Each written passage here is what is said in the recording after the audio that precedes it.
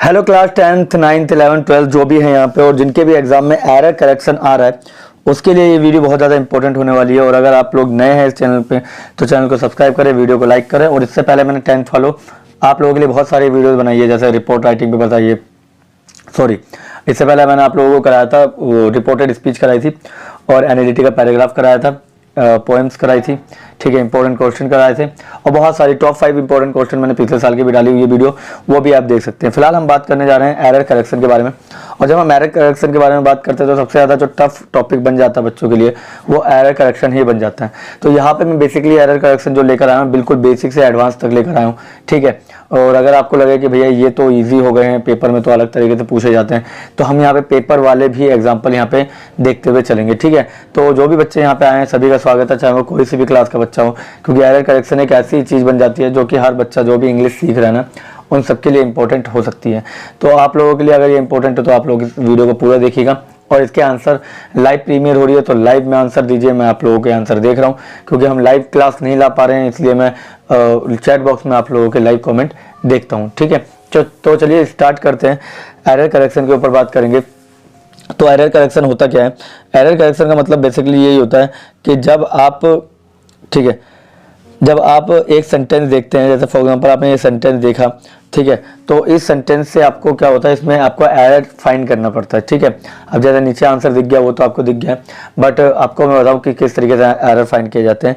Basically error कहाँ कहाँ जो देखे जाते हैं, सबसे पहले तो सब्जेक्ट में देखे जाते हैं, ठीक है। यानी कि यहाँ पे एक सब्जेक्ट और दूसरा सब्जेक्ट और वहाँ बदल रहा है और ज़रूरत नहीं है बदलने की, तो सब्जेक्ट हमेशा एरर निकाल सकते हैं। फिर उसके बाद हेल्पिंग वर्ब में सबसे ज़्यादा एरर देखने को मिलती है। सबसे ज़्यादा हेल्पिंग वर्ब में एरर होती है, जैसे ये डोंट है ना, इस तरह के जो आपने हेल्पिंग वर्ब देखे होंगे उसके अंदर आता है। नाउन के अंदर SES का यूज़ होता है, उसके अंदर बोल सकते हैं। एडजेक्टिव में हो सकती है, जैसे लाइक सुपीरियर, बेस्ट होता है ना, गुड, बेटर, बेस्ट, है ना। तो अगर कहीं पे बेटर डाल दिया वहाँ पे बेस्ट आना चाहिए, यहाँ पे कहीं पे बेस्ट डाल दिया बेटर आना चाहिए। तो इस तरीके से एडजेक्टिव में भी कमियाँ देखने को मिलती है एक सेंटेंस के अंदर। एडवर्ब, एडजेक्टिव, नाउन, प्रोनाउन, ठीक है, हेल्पिंग वर्ब, इस तरह की गलतियां देखी जा सकती है। अगर आपको 3-4 चैप्टर भी आते हैं ना तो एरर करेक्शन में कोई डिफिकल्टी आपको फेस नहीं करने को मिलेगी, ठीक है। चलिए तो फिलहाल हम बात करें यहाँ पे इस वाले क्वेश्चन का आंसर देखते हैं। तो देखो, सी डोंट लाइक ईटिंग वेजिटेबल्स, ठीक है। तो अगर आप लोग ध्यान से देखिए तो प्रेजेंट इंडेफिनिट का एक रूल होता है, PI यानी प्रेजेंट इंडेफिनिट। प्रेजेंट इंडेफिनिट का जो रूल होता है वो कहता है कि भैया ही, शी, इट और नेम, इन सब के साथ क्या लगाया जाता है, एस या फिर ES, ठीक है। और जब ये इंटेरोगेटिव में जाएंगे तो इनके साथ लगेगा डज। तो यहाँ पे सी के साथ डोंट लगाया हुआ जो कि गलत है, ठीक है। सी डज नॉट आंसर होगा इसका। तो she does not like eating vegetables, ठीक है। तो she does not like eating vegetable. तो आपको कैसे लिखना होता है, आपको लिखना पड़ता है नीचे एरर और फिर एरर में क्या सही होना चाहिए आपको ये भी लिखना पड़ता है, ठीक है। बताओ, यस, सही हो गया, क्लियर। चलो तो दूसरा क्वेश्चन भी आपके सामने आ चुका है, ये रहा, ठीक है। पहले वाले को तो है सी डोंट नो जो सॉन्ग है उसमें गलत स्पेलिंग, गलत इंग्लिश का यूज़ किया गया, she don't know, she doesn't know होना चाहिए। बट क्या है ना, सिंगर्स है भाई, अगर इतनी इंग्लिश आती होती तो सिंगर्स है ना, तो फिर वो सी डोंट नो की जगह सी डजंट नो कर देते हैं, ठीक है। तो बच्चों को लगता है सी डोंट नो, ठीक है। तो बाकी सी डजंट नो होना चाहिए इसका आंसर। फिलहाल हम बात करने जा रहे हैं the teacher said that the students will has to complete the assignment by tomorrow, ठीक है। इसमें आपको एरर बताना है, इसमें आपको गलतियां बतानी है एरर करेक्शन में। आपको इसके अंदर एरर बताना, जल्दी बताइए, आपको इसमें एरर बताना है, कम ऑन जल्दी एरर बताइए। 20 एरर सब लेकर आऊँ तो जिसमें दिक्कत नहीं होनी चाहिए। 20 मतलब बहुत होता है, 20 का मतलब ही बहुत होता है, ये आप भी जानते हैं ना, ठीक है। ज़्यादा बड़ी क्लास नहीं होगी, छोटी होगी, ज़्यादा बड़ी नहीं होगी, याद रखना, ठीक है, ठीक है। ज़्यादा बड़ी क्लास नहीं होगी, छोटी ही होगी, याद रखिएगा। बताइए, टेल मी। चलिए मैं बताता हूँ आपको, ठीक है। तो इसका आंसर जो है इसका है विल हैव होगा, विल हैज़ नहीं होगा, क्योंकि आप लोग जानते हैं यहाँ पे कि स्टूडेंट्स जो है वो प्लूरल है। और प्लूरल जब होता है ना तो प्लूरल के साथ किसका यूज़ होता है, प्लूरल के साथ होता है हैज़ का यूज़। किसका यूज़ होता है, हैज़ का यूज़ होता है।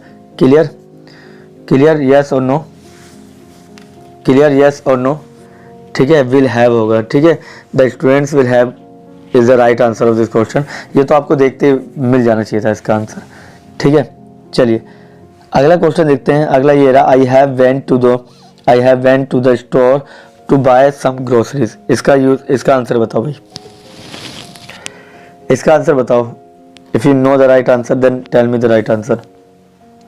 इसका सही आंसर बताओ मुझे, है। चलिए तो इसका आंसर जो होगा, गुड, जिसने भी इसका आंसर जो लगाया है आई हैड, ठीक है, आई हैव। देखो अगर यहाँ पे हैड होता तो हैड के साथ वेंट हो सकता था, बट यहाँ पे हैड तो नहीं है, हैव लगा हुआ है। और हैव के साथ थर्ड फॉर्म, देखो वर्ब की थर्ड फॉर्म का यूज होता है ना हैव हैज के साथ, तो वेंट जो है वो सेकंड फॉर्म है, वर्ब की सेकंड फॉर्म है। तो आपको यहाँ पे वर्ब की थर्ड फॉर्म लगाना है हैव गॉन, ठीक है। यहाँ पे आपको क्या लगाना है,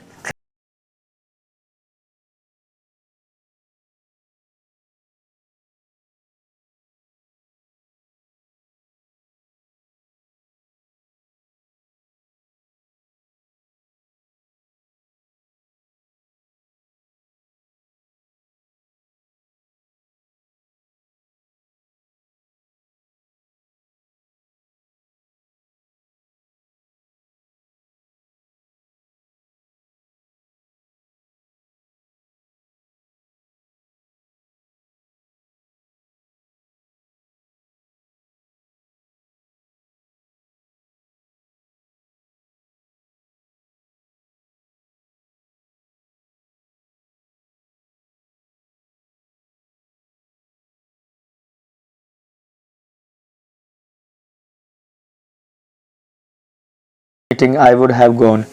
बताओ, अगर मुझे मीटिंग के बारे में पता होता तो मैं जरूर जाता। बताओ इसका आंसर क्या है। You can take time but give me the right answer. आप टाइम ले सकते हैं बट मुझे सही आंसर चाहिए इसका। If I would have gone known about the meeting. चलिए तो इसका आंसर जो है हमारे सामने वुड हैव की जगह पे आई हैड नोन हो सकता था, ठीक है, अगर मैं उसे जानता था, ठीक है, क्योंकि दो जगह पे वुड लगा दिया आपने, तो पहले वाला तो जो होगा ना वो आई हैड नोन होगा, इफ आई हैड नोन, ठीक है। 6 का बताओ, 6 का आंसर क्या है। I am looking forward to meet you tomorrow. I am looking forward to meet you tomorrow. बताओ which is the right answer of this question. Error और साथ में करेक्शन लिखते हुए चलना, ताकि मुझे याद रहे कि हाँ आपने कुछ किया है इसमें।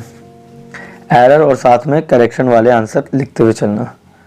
बनाओ जल्दी बनाओ। Give me the right answer of this question. चलिए मैं आपको आंसर बताता हूँ इसका जो है टू मीटिंग यू आएगा।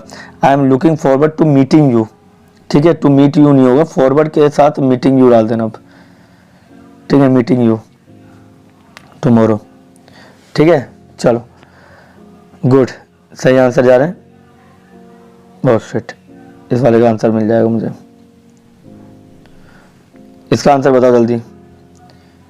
लो, द बुक है ना, the books on the shelf need to be rearrange. बताओ, give me the right answer of this question. Give me the right answer of this question. चलिए तो इसका आंसर जो है ना नन होगा। इसमें कोई भी आंसर, इसमें कुछ भी गलत नहीं है, क्योंकि the books on the shelf need to be arrange, यानी कि सारी बुक्स जो है ना शेल्फ में उसको अरेंज करना ही पड़ेगा आपको, ठीक है, सारी बुक्स को आपको अरेंज करना ही पड़ेगा, ठीक है, सभी बुक्स को आपको अरेंज करना ही पड़ेगा, ऐसा कहा गया है। चलिए अगला देखते हैं question. The cake was so delicious, the cake was so delicious that I couldn't stop eating it.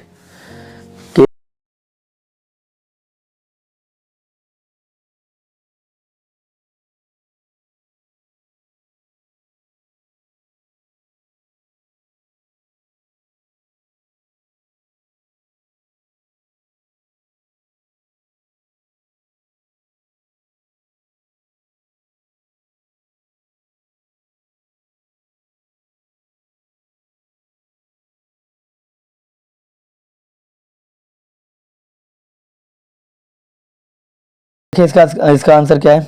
What is the असली answer of this question.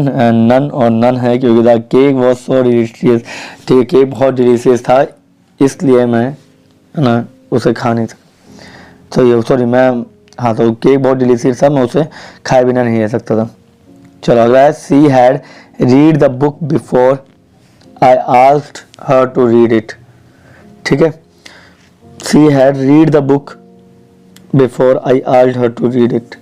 Give me the right answer of this question. क्या आप मुझे सही answer बता सकते हैं क्या इसका? क्या आप मुझे सही आंसर बता सकते हैं क्या इसका? सही आंसर बताओ जल्दी जल्दी जल्दी जल्दी जल्दी। गिव मी द सही आंसर ऑफ दिस क्वेश्चन। बताओ क्या है इसका सही आंसर, क्या लगता है आपको? चलो तो देखते हैं। देखो इसका आंसर जो है ना, इसका भी नन आंसर है, इसमें भी आपको कुछ भी करने की जरूरत नहीं थी, सेम ही है। He said me that he will arrive by 7 PM। बताओ इसमें क्या होगा? कोई बात नहीं, ये तुमको ये भी बताने के लिए है कि भाई जरूरी नहीं है कि हमेशा एरर हो, नो एरर भी कई बार होता है, मगर हम ढूंढने पे लग जाते कि गलती तो निकाल के रहेंगे, भले गलती सेंटेंस में होना, सेंटेंस में गलती है नहीं फिर भी लगे पढ़े हम निकालने में, है ना। तो ये चीज़ भी हमने बहुत नोटिस की है, तो ये भी चीज़ नहीं होनी चाहिए। ठीक है, 2:24 हो गया, 2:24। चलो भाई जल्दी बताओ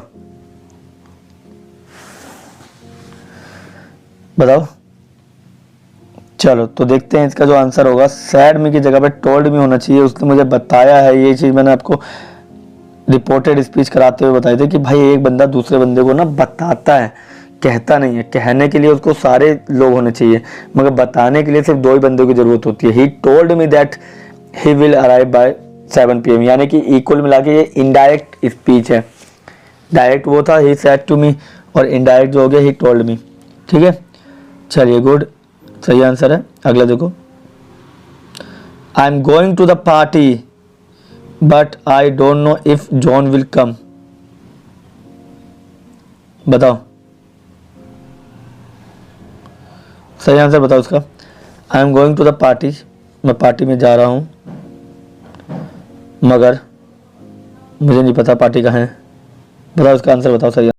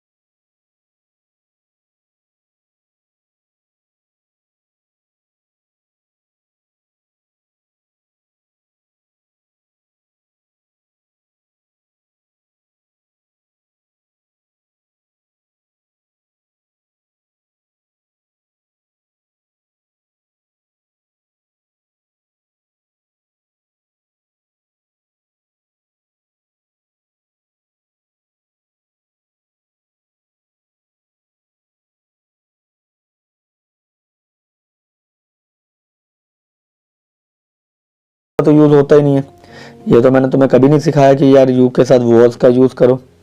यू के साथ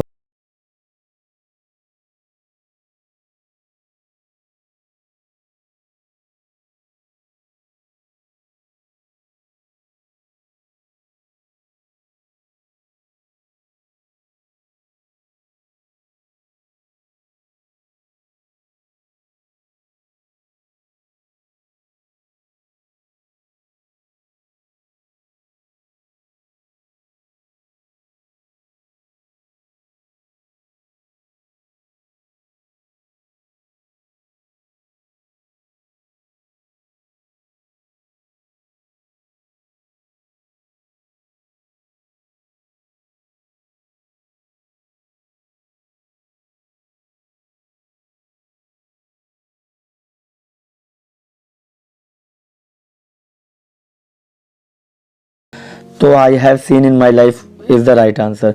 बट यहाँ पे एवर लिखा हुआ है तो मतलब सो की बात करोगे, यहाँ पे सेकंड फॉर्म का यूज़ करो, क्योंकि थर्ड फॉर्म अगर लगाओगे तो हैव का यूज़ करना ही पड़ेगा।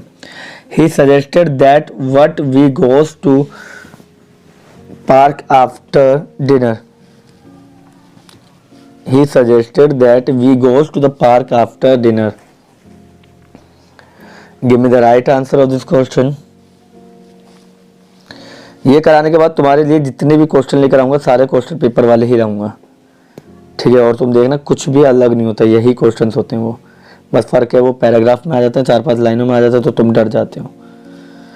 ही suggest that we goes to park की जगह पे गलत होगा. मैं जानता हूँ वी गो टू पार्क होगा, क्योंकि हम सब जानते हैं वी के साथ गो आता है, ना कि ES या S आता है. I have been working here since 5 years. तो सबको पता है यहाँ पे गलती क्या है. You all have to no.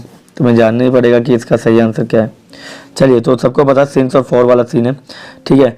क्योंकि जाहिर सी बात है सिंस जो है वो एग्जैक्ट टाइम की बात करता है, मगर 5 साल कौन से हैं हमको नहीं पता है. और जब हमको जो चीज़ नहीं पता होती है उसके लिए हम फॉर का यूज़ करते हैं, सिंस का नहीं, ठीक है.